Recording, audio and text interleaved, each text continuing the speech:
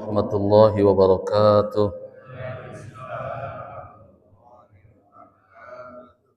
Bismillah, Bismillah tawakkaltu ala Allah, la hawla wa la quwwata illa billahil aliyyil azim. Alhamdulillahi rabbil alamin. Wa bihi nasta'inu ala umurid dunya waddin. Allahumma salli ala sayyidina Muhammadin wa ala alihi wa sahbihi ajma'in. Wa ba'du qalu subhanaka la ilma lana illa ma 'allamtana innaka antal alimul hakim. Para sesepuh, para alim ulama, para asatiz, sadaya pengurus DKM Masjid Al-Huda anu kusimpuring dipihormat anu dimuliakeun ku Allah Subhanahu wa taala. Bapak-bapak, ibu-ibu, damang. Alhamdulillah. Alhamdulillahnya Bapak Ibu, abdi tiasa silaturahim dari sareng Bapak Ibu jamaah Masjid Al-Huda. Janten Bapak Ibu anu hadir subuh ieu, yang hadir subuh ini adalah Bapak Ibu orang-orang yang rendah hati. Kenapa rendah hati? Walaupun sudah berilmu, mohon maaf, walaupun sudah luar biasa amal ibadahnya, tapi masih hadir dalam rangka li'a'la li kalimatillah, yaitu memakmurkan masjid, menghadiri majelis taklim. Tapi apa yang dilakukan Bapak Ibu ini adalah sesuai dengan perintah baginda Nabi. Jadi orang yang cerdas itu bukan orang yang ilmunya banyak sekali, sudah tahu ini dan tahu itu, tapi orang yang cerdas kata baginda Nabi adalah orang yang tidak bosan walaupun mendengarkan satu ilmu walaupun diulang ribuan kali. Itu orang yang cerdas. Nah Bapak Ibu, alhamdulillah kita bisa silaturahmi atau silaturahim. Silaturahim ini atau silaturahmi ini kadang-kadang kita ada yang salah mengucapkannya Bapak Ibu. Maksudnya mengucapkan esensi daripada silaturahmi itu. Kalau kita lihat di dalam Al-Qur'an, walladzina yasiluna ma amarallahu bihi ayyusala wa yakhshawna rabbahum wa yakhafuna su'al hisab. Di dalam surat Ar-Ra'd ayat 21. Jadi orang-orang yang bersilaturahmi, bahwa silaturahmi itu adalah diperintahkan oleh Allah. Apa dasarnya? Wa yakhshawna rabbahum. Dasarnya adalah dia takut kepada Allah Subhanahu wa taala. Takut kepada Tuhannya, wa yakhshawna rabbahum. Kemudian takut apalagi? Wa yakhafuna su'al hisab, dan takut akan mendapatkan hisaban yang buruk kelak di akhirat. Artinya silaturahmi itu substansinya, esensinya di dalam perbuatannya, di dalam perkumpulannya harus ada ridho dari Allah Subhanahu wa taala. Kalau ada orang, mohon maaf, kumpulan orang-orang judi misalnya, wah yang penting saya mah silaturahminya saja. Tidak bisa dikatakan silaturahmi. Kenapa? Karena di situ ada kemungkaran. Sesuatu yang sangat dibenci oleh Allah. Atau perkumpulan pemabok, silaturahmi, ngumpul, di situ justru bukan silaturahmi. Itu adalah karena perbuatannya ada yang dibenci atau dibendu oleh Allah Subhanahu wa taala. Jadi silaturahmi ini dasarnya adalah ketakwaan, kemudian di dalamnya ada nilai-nilai perbuatannya itu yang diridhoi oleh Allah. Ada istilah Pak Haji adu bagong, mohon maaf ini harus disampaikan. Kedua cenah kesenian.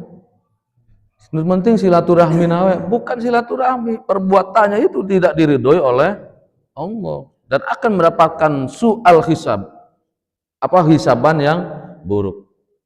Nah, maka silaturahmi yang sangat berbobot adalah silaturahmi di dalam majelis taklim. Silaturahmi sangat diperintahkan oleh Allah. pahalanya luar biasa, rezekinya dimudahkan, umurnya dipanjangkan, kemudian masalahnya diselesaikan. Tapi silaturahmi ini Bapak Ibu harus menghadirkan konsep silatul fikri namanya. Ada orang setiap hari saya misalnya main ke Pak Agus. Setiap main begitu, ukur sekedar ngobrol kaditu kadieu, ngopi balik di. Eta silaturahmi, tapi tidak menghasilkan pikiran, tidak menghasilkan gagasan, tidak menghasilkan ide. Kurang berbobot silaturahminya. Nah, karena setelah silaturahmi jadi silatul fikri, diskusi tentang usaha. Abdi ke Pak Agus, abdi balik silaturahmi, oke. Naon berkata tentang ilmu misalnya. Abdi nanya ke Pak Agus, kumaha carana abdi can bisa ieu maca Quran. Naon atuh nu disebut sifatul huruf, makhrajul huruf.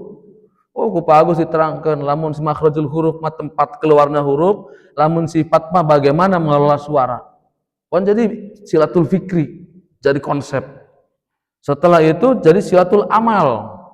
Bukan hanya dalam wacana konsep atau teori, tapi diamalkan apa yang muncul daripada silaturahmi tadi, ilmu. Diamalkan dalam kehidupan sehari-hari. Kemudian setelah diamalkan terwujudlah silaturruh. Wah, ruh orang-orang yang beriman, orang-orang yang takut kepada Allah, yang bertakwa kepada Allah akan berkumpul nanti mendapatkan naungan ampunan dari Allah Subhanahu wa taala. Sebab ada orang-orang yang tertolak. Ketika meninggal dunia dia tertolak oleh bumi, tertolak oleh langit. Kenapa? Mungkin salah satu penyebabnya adalah dia tidak bisa menjaga silaturahmi. Nah, maka silaturahmi pagi ini Ibu Bapak ini sudah disebutnya silaturahmi yang luar biasa.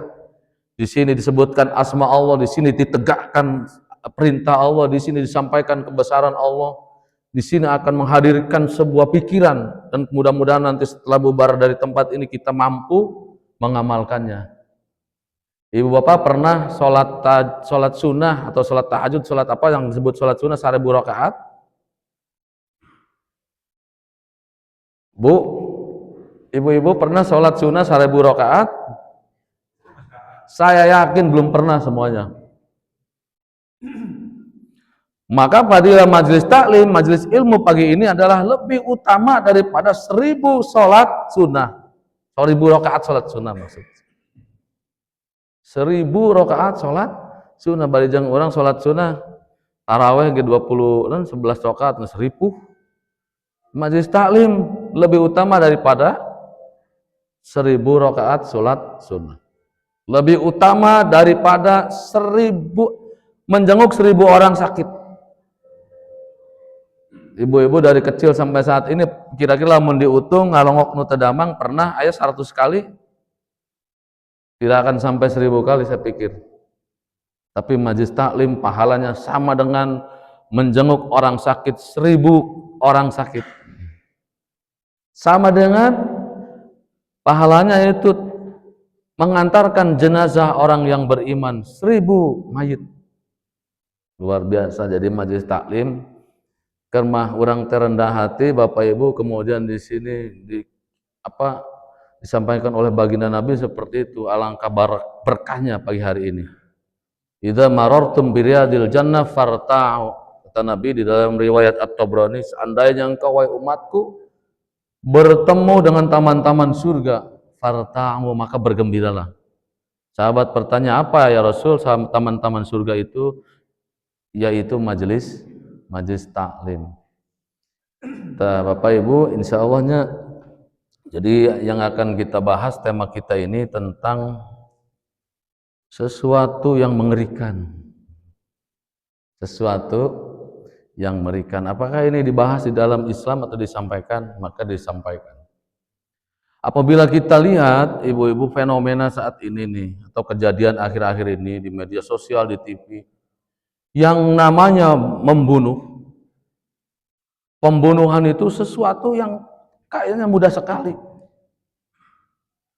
Ada seorang anak, kalau tidak salah belum lama ini karena tidak dituruti apa yang diminta oleh ibunya. Ibunya lagi sholat dihantam dengan coet, duika mautna. anak kekolot, loba kejadian gara-gara warisan orang tua dibunuh. Seolah-olah nyawa ini adalah sangat murah sekali. Maling motor diduruk. Kira-kira maling motor diduruk menang tuh.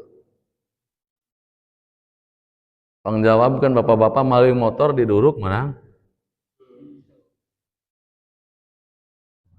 Nah, ini kan kejadiannya tahu loba di mana-mana di banjur rokok bensin diduruk, dibakar. Terus yang mengerikan deh gara-gara itu tadi orang yang soleh karena dia apa namanya dagangan amplifier ini yang buat ini sound system, sholat di masjid karena amplinya di motor dia habis servis disangka maling ampli dibakar hidup-hidup. Apakah nyawa itu semudah itu? Apakah nyawa itu semurah itu? Padahal baginda Nabi mengatakan Ka'bah yang ada di Mekah ini, hadisnya sahih dalam riwayat Bukhari Muslim, ini tidak lebih mulia daripada nyawa seorang manusia. Jadi karena saking berharganya nyawa kita. Tapi saat ini kejadiannya memang seperti itu. Lalu kapankah kita umat Islam ini diperbolehkan membunuh manusia? Jadi memang ada yang diperbolehkan. Ini hadisnya hadis sahih ibu bapak sama riwayat Bukhari Muslim. Dari Ibnu Abbas. An Ibnu Abbas radhiyallahu an qala Rasulullah sallallahu alaihi wasallam. Nabi Muhammad sallallahu alaihi wasallam la yahillu tidaklah halal. Jadi tidak halal pertamanya nih. La yahillu damun muslimin, yaitu menumpahkan darah orang Islam. Jadi arti dalam mafhum mukhalafana tidak berarti haram membunuh atau menumpahkan darah seorang muslim. Illa bi ihda salasin, kecuali dengan sebab salah satu dari tiga. Sebabnya tiga. Jadi boleh membunuh itu ada sebabnya. Di sebab dalam hadis ini ada tiga sebab kita diperbolehkan membunuh orang. Yang pertama, Bapak Ibu ngeri kalau saya bicara ini. As-sayyibuz zani. Siapakah as-sayyibuz zani ini? Orang-orang yang zina. Dan zinanya adalah zina muhson. Apa zina muhson itu? Zina orang yang telah menikah. Orang yang telah menikah kemudian berbuat zina. Nah, maka dalam hadis ini orang ini boleh dibunuh karena sangat menghargai Islam ini tentang masalah kesucian seseorang. Tapi Bapak Ibu jangan berkira begini, yang mengira terus ketahuan berzina ditangkap oleh suaminya dibunuh, bukan begitu. Ada syarat-syarat yang mengatur bagaimana seorang yang berzina tadi dibunuh atau nanti dihukum mati maksudnya. Lebih tepatnya dihukum mati ya, bukan dibunuh. Kemudian misalnya ketahuan langsung ditangkap, bareng-bareng diduruk, enggak begitu. Seperti maling motor tadi, bukan begitu sebenarnya. Tapi karena mungkin sudah marah gitu enggak. Padahal mah karunya anu diduruk teh ulah maling motor, ulah maling hayam, koruptornya. Koruptor diduruk tapi dihukum heula diadili gitu. Ari maling motor mah watir geuningan terusan maling saeutik-saeutik. Matak abdi pernah ya Bapak Ibu mimpin demo can lami masa pelantikan presiden terus sakedik deui demo di Kejati Jawa Barat. Cek abdi teh dina demo eta dipercaya gitu. Jadi hukum teh jangan seperti mata pisau. Jadi ketika ke bawah sangat tajam, ke atas tumpul. Lalu anu tepuk tangan hari itu. Nah, jadi pertama orang yang berbuat zina. Zina mukson itu orang yang telah menikah kemudian berbuat zina. Kalau masih remaja belum menikah tidak dikatakan zina muhson. Dia nanti hanya didera kemudian diusir, diasingkan. Tidak dihukum mati. Nah, kemudian bagaimana misalnya dalam masyarakat Bapak Ibu ada orang baik-baik, ini jangan sampai mudah sekali menuduh orang bahwa itu adalah zina dan sebagainya. Di dalam masyarakat misalnya ada orang yang baik-baik dituduh oleh orang atau digosipkan, namun gampang nama diomongkan, weh si eta teh geus melakukan zina misalnya, padahal orang baik-baik, itu pun tidak boleh. Menuduh seseorang atau meyakini bahwa seseorang telah berbuat zina itu minimal harus menghadirkan 4 orang saksi. 4 orang yang saksi yang 4-empatnya sama-sama tahu melihat begini. Kalau tidak bisa menghadirkan 4 orang saksi, maka nanti di pengadilan itu akan ditolak.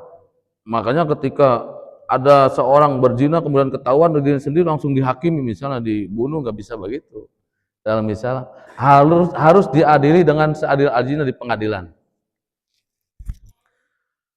Nah, kemudian zaman sekarang kan muncul ada CCTV, kemudian ada apa lagi?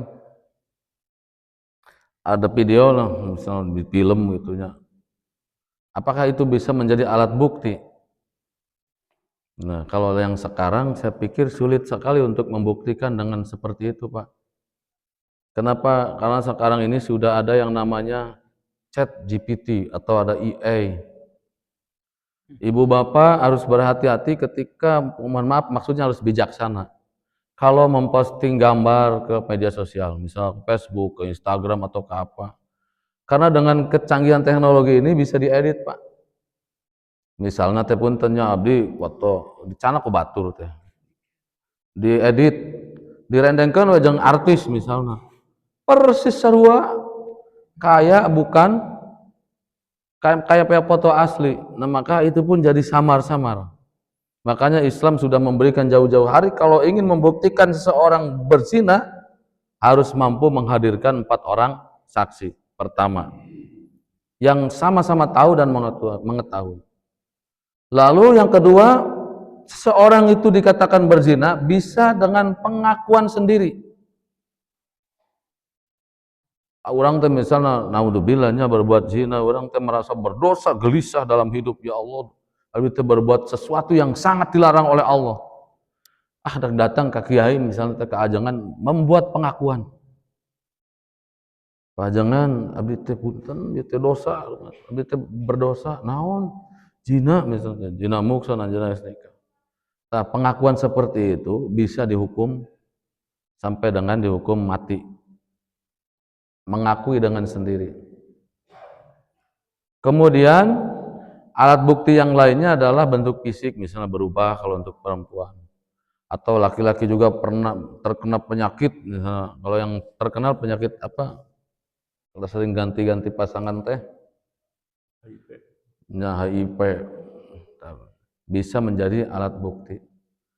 Jadi ada ngahiungnya, Agus. Nah, jadi ibu bapak, tadi orang yang menuduh, karena sering kejadian, karena benci, karena urusan pengaruh dan lain sebagainya, pernah terjadi itu. Dari zaman dulu, orang yang baik-baik difitnah berbuat zina. Hukumannya orang yang seperti itu, Bapak Ibu, dia dicambuk 80 kali. Jadi orang penggosip yang menebarkan hoak, fitnah tentang masalah perzinahan, apalagi yang difitnah itu adalah orang yang sudah punya suami, punya istri, maka dia dihukum cambuk sebanyak 80 kali cambukan. Alladzina yarmunal muhsanati tsumma lam ya'tu bi arba'ati syuhada fajliduhum samanina jaldah. Orang-orang yang menuduh orang yang baik-baik dia berbuat zina tanpa menghadirkan kebenaran dengan 4 orang saksi pengakuannya disetujui, fajliduhum samanina jaldah, maka cilidlah cambuklah 80 kali cambukan. Kemudian janganlah dalam ayat lanjutan ayat ini, orang yang seperti ini janganlah diakui persaksiannya, janganlah dipercaya omongannya, janganlah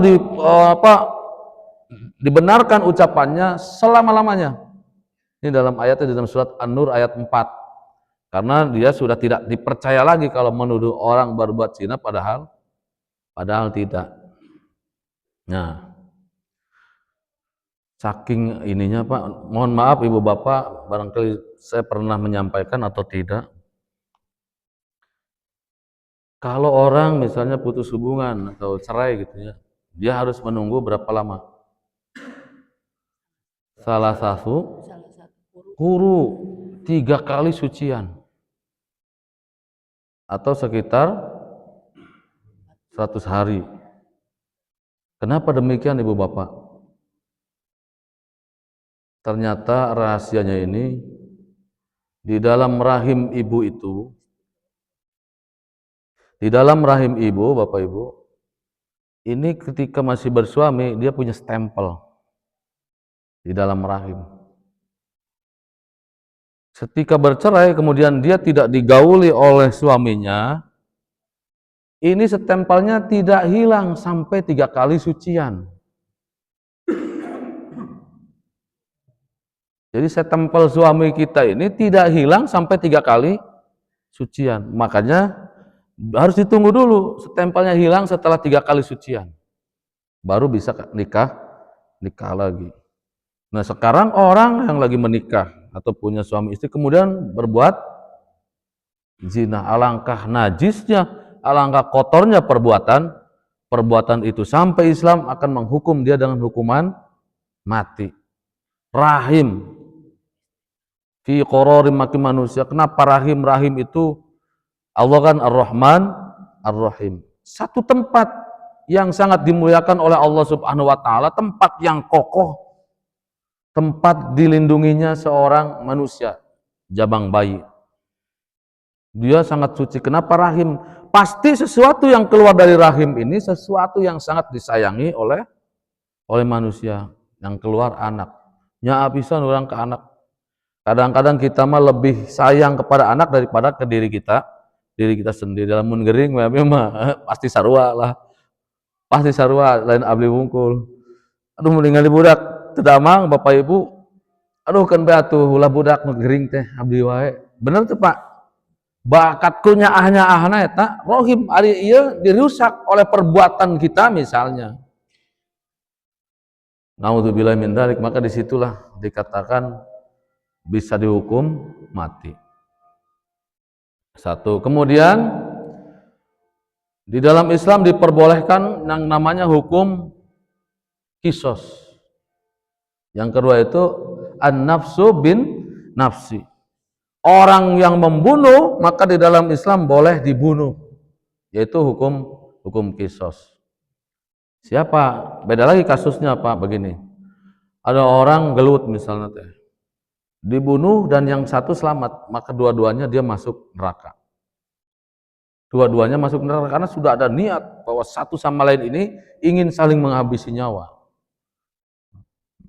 Nah kemudian misalnya gelut, begitu gelut salah sahijinya atau salah satunya meninggal dunia, maka yang masih hidup ini boleh dituntut yaitu hukuman kisos, tapi tidak langsung tadi Pak, tidak langsung keluarganya tiba-tiba datang ke jelma itu dibunuh lagi, tetap harus dibawa kepada pengadilan. Kenapa bisa meninggal dunia ini? Ada yang mengatakan misalnya saksi, kemudian ada yang mengatakan oh ini benar sengaja dibunuh. Lamun tidak sengaja dibunuh bagaimana? Kan supaya dibuktikan. Contoh begini, orang kena penyakit jantung Pak, tiba-tiba lagi naik motor berduaan jauh, meninggal dunia di jalan, kemudian dituduh bahwa ini dibunuh, diracun dan sebagainya. Nah, kan harus dibuktikan.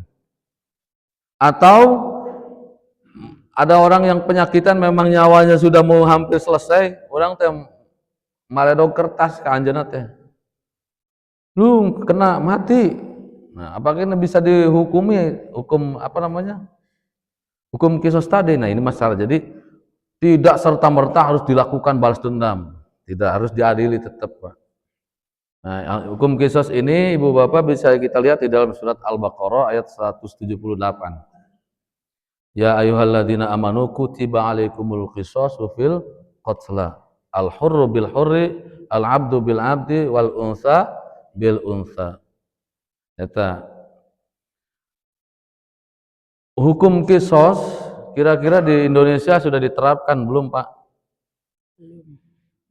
Belum. Nggak yakin, tapi sebagian daerah seperti di mana? Di Aceh sudah digunakan. Di Indonesia ini sebenarnya sudah mengadopsi banyak sekali hukum-hukum Islam. Contohnya di dalam hukum perkawinan. Pernikahan itu mengadopsi hukum Islam. Setiap orang muslim ya harus ada saksi 2 orang, kemudian ada wali, ada ijab, qabul, ada mahar. Saya punya jamaah kritis pisan, Pak. Nggak tahu, nanti kita cari apa namanya kebenarannya. Kenapa di Indonesia itu katanya undang-undangnya itu undang-undang perkawinan, tapi di dalam bukunya pas kawin buku nikah. Kenapa bukan buku kawin? Kata beliau, sebab nikah dan kawin itu beda katanya. Kalau kawin mah mudah saja, binatang bisa. Kalau nikah, ini aturan Islam. Ya kan, ya masyar sabab, para pemuda ketika sudah umurnya sudah mampu ba'at fal yatazawwaj, menikah. Kata orang tadi, silakan Bapak nanti sebagai wawasan, apakah benar tidak undang-undangnya perkawinan tapi produknya nikah? Kenapa tidak buku kawin gitu? Kemudian mahar disebutnya mas kawin, bukan mas nikah. Nah ini perlu di bapak-bapak dikaji, karena saya punya jamaah kritis, pertanyaannya seperti itu. Nah, nikah ini sudah diadopsi, hukum Islam diadopsi oleh negara. Tapi kalau jinayat, ibu-ibu tahu jinayat apa? Jinayat itu adalah hukum pidana atau hukum kejahatan. Nah, tadi meliputi kisos, kemudian ada lagi selain kisos teh ada diat teh tebusan atau ganti rugi, teh hukum-hukum pidana teh termasuk kisos. Jadi bakatku mahal-mahal nyawa manusia diatur haram oleh dalam Islam, kecuali pertama tadi orang anu berzina mukson, kemudian orang yang membunuh. Nah yang ketiga ini salah satunya lagi adalah watariku lidinihi mufariqu lil jamaah, orang yang murtad keluar dari Islam.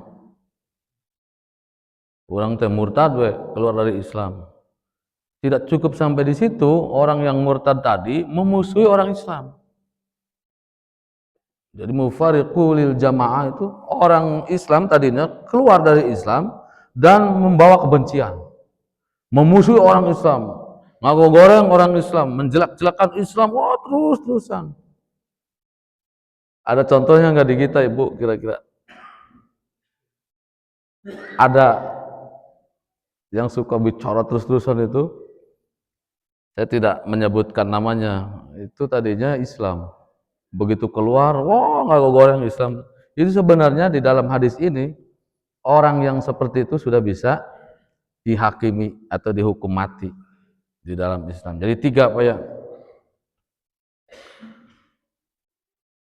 Salah satunya tapi itu teh. Tapi kalau orang itu 3-tiganya melakukan hal itu, ya kerma berzina, kemudian dia membunuh, kemudian murtad, itu enggak halal pisan dibunuh, tapi harus diadili tadi, diadili dalam pengadilan. Nah, inilah kenapa Islam mengatur jangan sampai terjadi pembunuhan. Contoh Ibu Bapak, ada yang berpendapat bahwa hukum Islam itu adalah kejam, tidak manusiawi. Kira-kira setuju tuh Pak? Biasanya ini adalah produk Islamofobia, orang-orang yang tidak suka terhadap orang syariat Islam. Wah, naon kejam pisan. Padahal ibu bapak lihat yang pernah kerja di Arab Saudi misalnya yang menerapkan hukum Islam, berapa kali melihat orang dihukum misalnya tangannya dipotong ketika maling? Jarang sekali. Tapi jadi mengakibatkan efek jera yang luar biasa. Terus yang mengatakan bahwa hukum Islam kejam tidak manusiawi, kira-kira kalau di penjara, dikurung di dalam sel besi, ruangan sekian, tidak bisa kemana-mana. Kira-kira manusiawi tidak?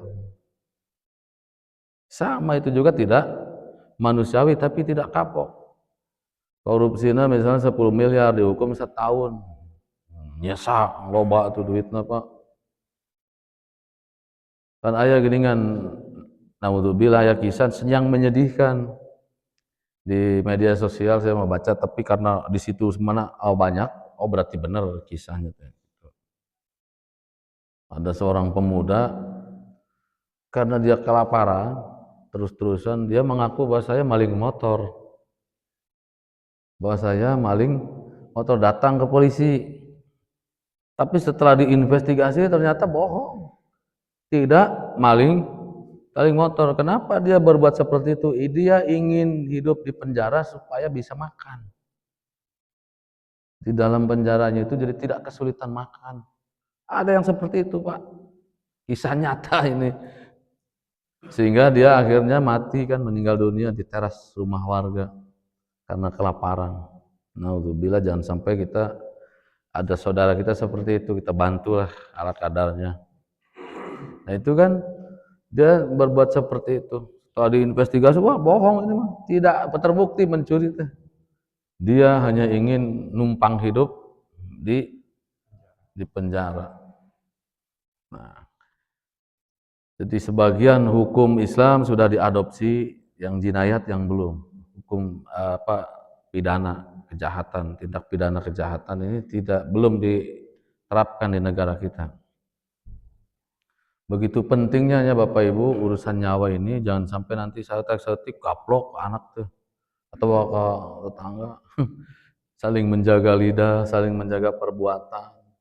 Jangan sampai kita ya naudzubillah atau ke mantannya Pak pernah ya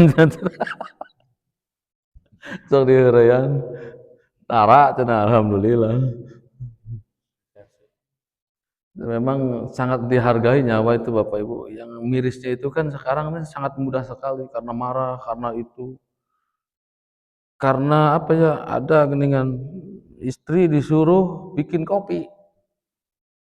Disuruh bikin kopi karena nggak diikuti, dibunuh dia. Ini orang amarahnya luar biasa. Ada lagi saya lihat ini lagi nyanyi. Itu siaran langsung Pak. Lagi nyanyi karena suaminya tidak suka nyanyi, dibunuh sampai mati. Nah, artinya kita harus meninggalkan hal-hal seperti itu. Kita menghargai nyawa seorang manusia. Nyawa kita ini harus dihargai, dan nyawa manusia jangan sampai membuat keputusan sendiri, ada pengadilan. Ya maling jadi tangkap, kemudian diadili. Sebab bisi kieu pas aya abdi lewat ka dinya, hayam batur leungit. Padahal nu nyanak mah lain abdi. Ieu geus init ka ditu, dituduh we. Ditangkap misalnya di gebugan, saya teh. Jadi perbuatan yang tidak tepat, harusnya ditanya heula, terus buktina mana. Seperti itu. Nah, Bapak Ibu, karena kita tadi subuhnya itu jam 4 lebih 4 menit kalau tidak salah. Ya, Kang Agus. Nah, barangkali supaya ramai itu, barangkali kita tanya jawab. Jadi poin pentingnya adalah kita tidak dilarang oleh Islam ini membunuh seseorang begitu saja. Jadi sangat dihargai nyawa seorang manusia. Kemudian kita harus jauh-jauh meninggalkan perbuatan, kalau kita bisa misalnya meninggal, tapi nanti para remaja, nah ini yang harus diawasi. Karena mohon maaf kenapa saya bilang begitu, anak-anak kecil ada yang sudah berbuat demikian, ditanya kenapa oleh polisi, ternyata dia karena sering nonton film ini, film Al-Jinsiyah bahasa Arab, film Al-Jinsiyah itu film vulgar. Wah, sedangkan film itu ada di mana-mana Pak, di HP, dibawa ke mana-mana, di kamar lamun aya bapak ibu boga budak di kamar dikunci patut curiga naon wae eta. Nya HP di kamar dikunci gitu. Sebab penyebabnya seperti itu, Pak. Wah, salah satu penyebab terjadinya apa namanya? Itu perzinahan masalah ini, masalah di HP. Maka dina Al-Qur'an wala taqrabuz zina fa innahu kana fahisyatan wa sa'a sabila, dan janganlah kalian mendekati zina karena jalan yang sesat-sesatnya jalan. Apa perbuatan yang mendekati zina itu Bapak Ibu? Salah satunya tadi nonton film, datang ke diskotik, datang ke tempat-tempat yang ya gitulah. Itu salah satu hal-hal yang mendekatkan diri kita kepada perbuatan zina. Pakai pakaian seksi, Bu, di dia ya ente mudah-mudahan teu ayahnya. Ongko make jilbab tapi merecet gitu. Oko make gamis tapi ini apa bener. Itu teh jika di baju tapi tidak pakai baju. Mata ibu-ibu mah lamun bisa pakaianna sing longgar, gamis sing longgar gitu. Kerudungna mohon maaf kudung syar'i teh langkung ti sakieu tah, nutupan dada Bu. Jadi kurung syar'i mah. Lamun sakieu nya lamun pakaianna ieu mah biasa-biasa wae. Tapi langkung saya mah tadi kalahanap tah menutupi dada eta teh kerudung syar'i. Nah, berbuat zina kemudian orang yang murtad. Mangga Ibu Bapak kita diskusi nya sekitar 10 menit lagi, Pak. Lamun teu aya nu naros, teu aya nu diskusi berarti jamaah Al-Huda mah pinter-pinter Kang Agus. Geus luar biasa ilmunya. Mangga Ibu, hayang aya nu naros duaan ti ibu-ibu gitu, duaan ti bapak-bapak. Tuh, nu naros jam geuning alhamdulillah. Nah itu mungkin ya ibu bapak yang bisa kita sampaikan. Intinya tadi tentang silaturahmi harus dijaga, apalagi di silaturahmi majelis taklim. Kemudian tentang berharganya nyawa seorang manusia. Ketika terjadi sesuatu, ada tuduhan dan lain sebagainya, tidak bisa langsung diponis menghakimi dengan sendiri. Harus dibawa kepada aparat keamanan atau kepada pengadilan. Baru setelah itu hukuman ditegakkan.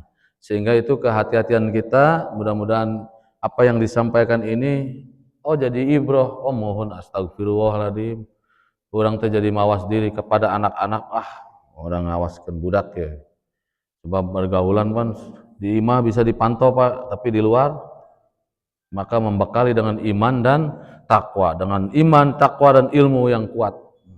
Mudah-mudahan bisa bermanfaat bagi kita semuanya. Insya Allah Bapak Ibu, saya doakan Bapak Ibu semuanya sehat, anak-anaknya pinter-pinter, cerdas-cerdas, kemudian usahanya dimudahkan, rezekinya dimudahkan, dengan wasilahnya membaca surat Al-Fatihah. Al-Fatihah.